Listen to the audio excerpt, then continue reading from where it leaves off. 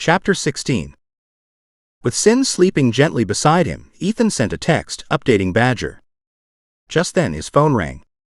He shifted out of bed and hopped out into the hallway, trying not to wake up Sin. "Hey, glad to hear you're doing okay. Sounds like it was a bit rough though," Badger said.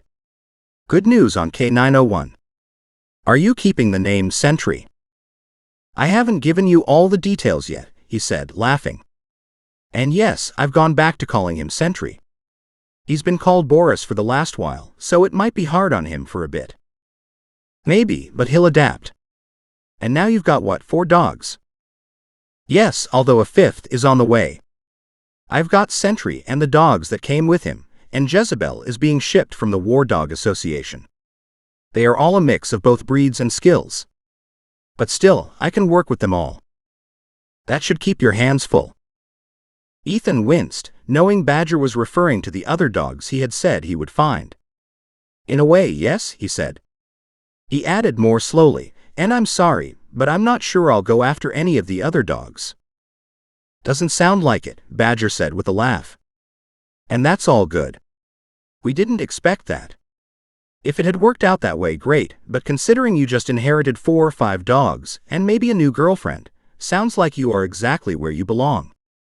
There was a pause on the line, then Badger added thoughtfully, "But it would help us if you had any idea who might be interested.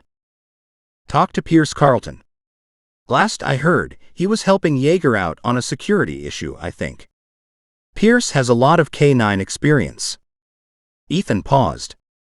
"We haven't spoken much about it, but I know he spent 5 years heavily involved in the DoD's military working dog breeding program at Lackland Air Force Base in San Antonio.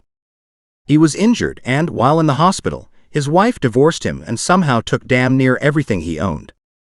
So he's at loose ends, trying to find a new direction.